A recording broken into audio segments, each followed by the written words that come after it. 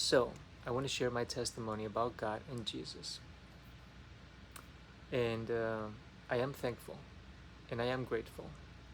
And I hope that I can be accurate in everything that happened to me.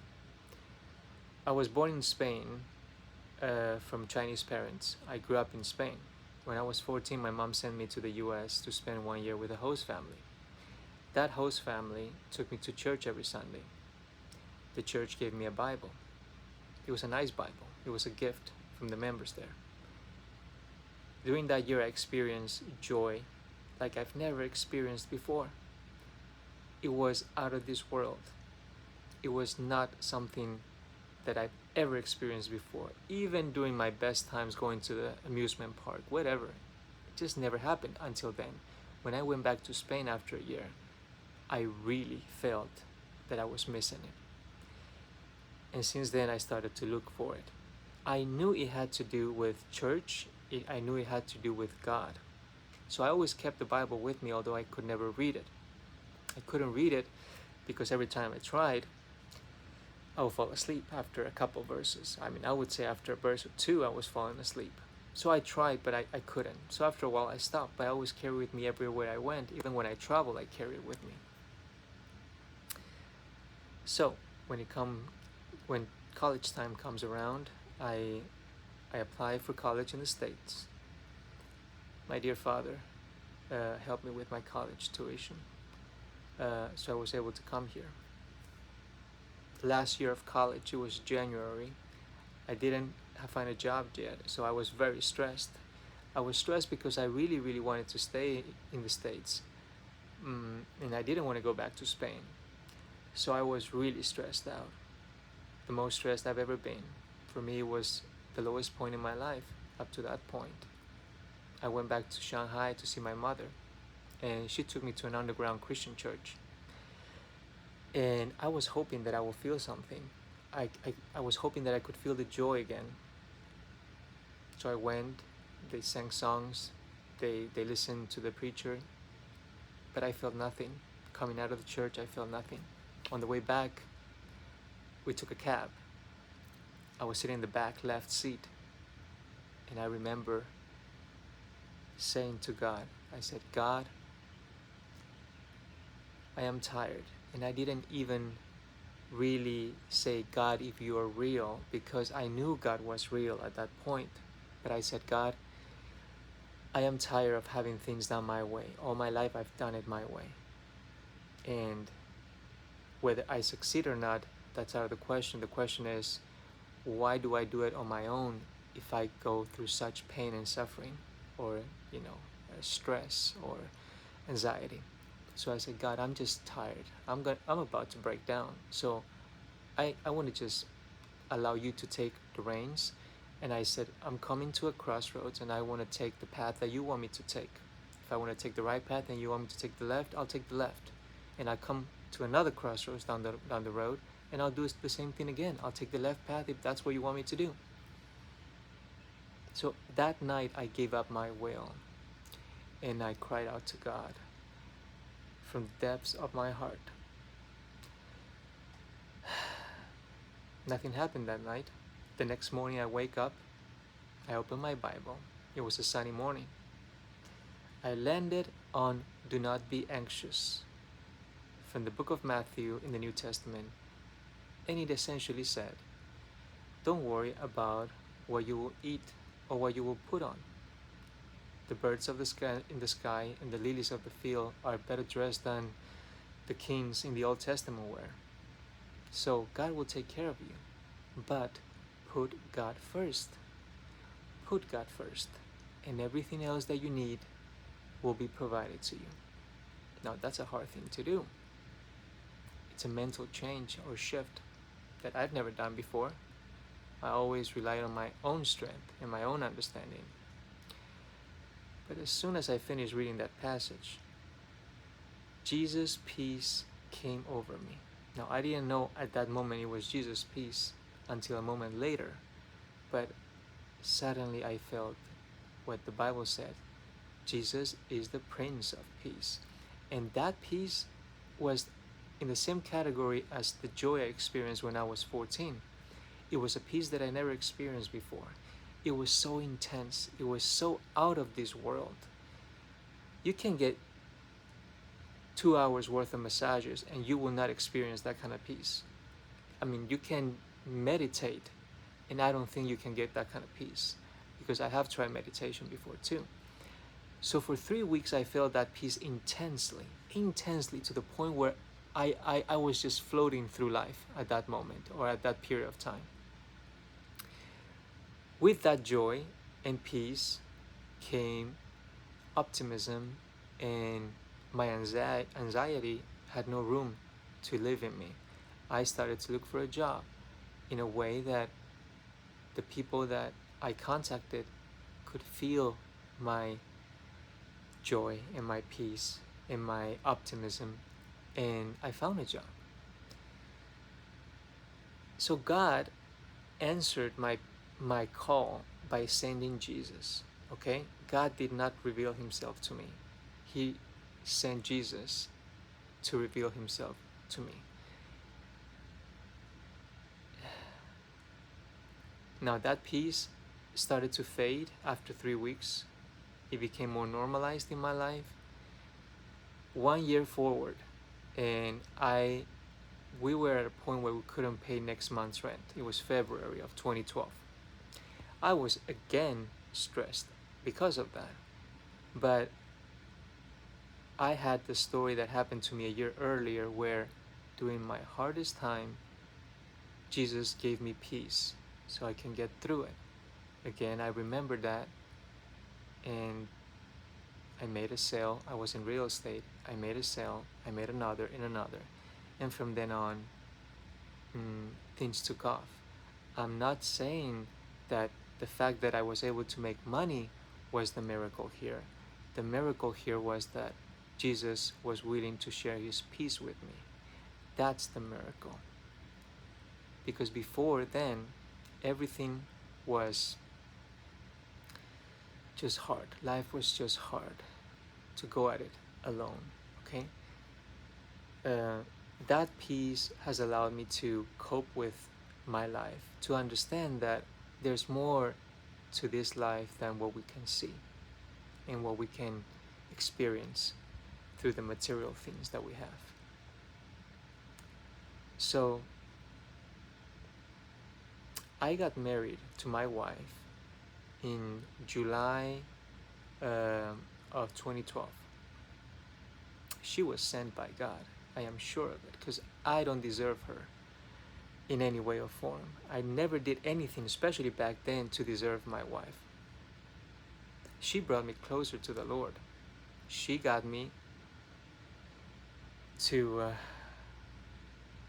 get through the process to get baptized. And I got close to the Lord that way. And I started to get closer to the Lord. I feel extremely blessed for my wife and for the 2 children that I have. Every one of those people are gifts from God. I don't own them, right? She's my wife, but she is God's children. All I'm doing is experiencing my life with their company. That's all I'm doing. And I am feeling very blessed for it. And I can tell you that marriage, to be a father, to be a husband, to be first of all, without God, there's no such thing as being a good husband in my eyes. Meaning, the best we can do is 0. We are either 0 or negative. That's the best we can do without God. Because all our works are filthy rags in God's eyes, right? But with God, we can go above 0. We can do good things.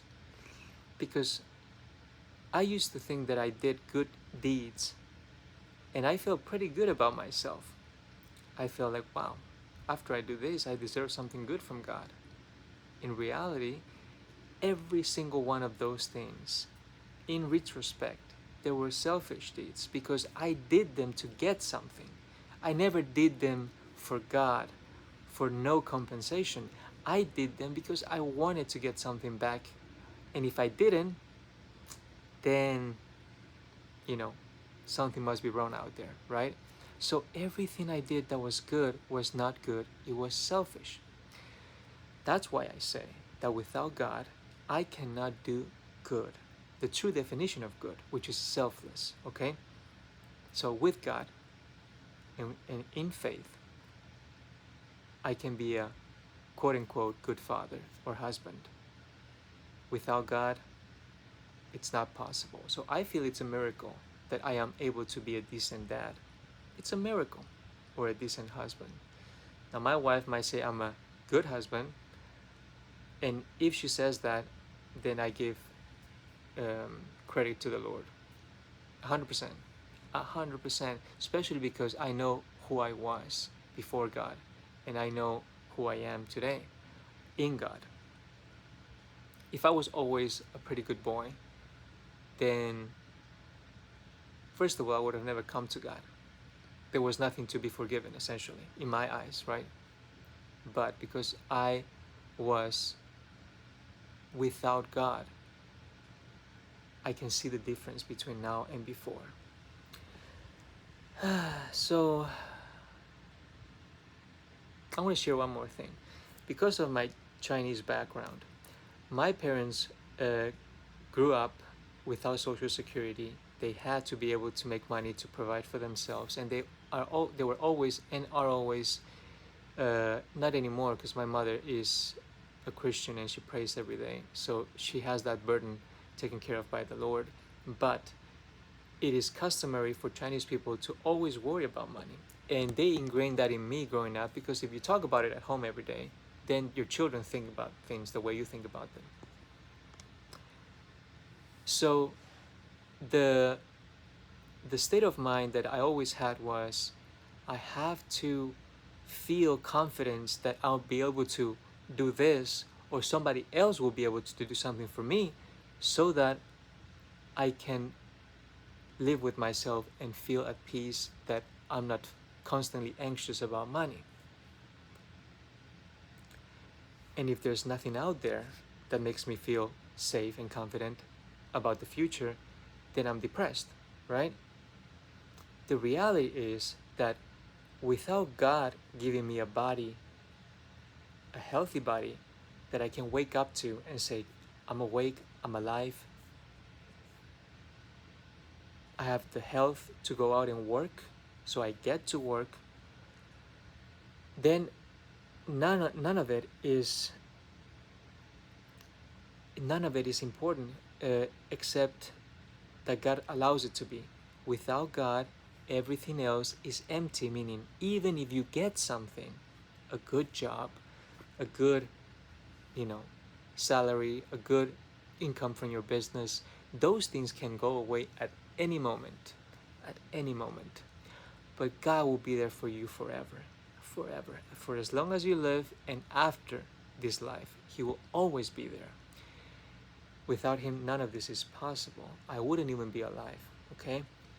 Once you realize that, and you remember that, because you will forget along the way, in your journey with God, you will forget. There will be days that you're so stressed because of conditions in your life that you will forget about thinking about God. And you will find yourself in a state where you're fully a physical being, not spiritual, and you will suffer. And yes, we suffer as Christians who believe in a God that is our creator and is good to us. But that kind of suffering is put into perspective, where we know is not all of it. We know it's not forever. We know it's temporary. And when you live having a relationship with God, where you talk to Him and pray to Him as often as you possibly can, you start having a heart and a mind that is different from the way it used to be before you come to the Lord. Things that happen to you throughout the day that will irritate you before don't really do that anymore, because you see them for what they are. God has used bad times in my life for good. I see them as bad when they're happening, but looking back, without those bad moments, I couldn't have gotten to where I am today. I'm not saying that those bad things should be seeked out, because if I could do it again, I wouldn't have done those things that would have taken me to a bad place. I would have tried to avoid them. But what God does is that even though I made mistakes, He uses them to move you to His plan. So don't be scared about life.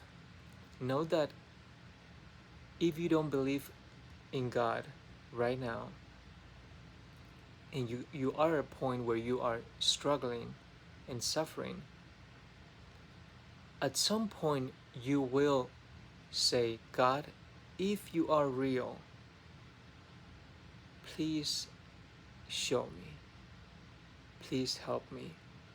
I am tired of doing it my way because I don't see a way out. I feel hopeless. I give up my will so that I may follow your will. That's what I did. The timing is quite crucial because you have to do that at a point where your heart is truly and fully honest about giving up your will. If you do it during good times, you can say those words, but it doesn't mean that your heart is in that place. Your heart is still half relying on yourself, one step in the water, one foot in the water, one foot on ground.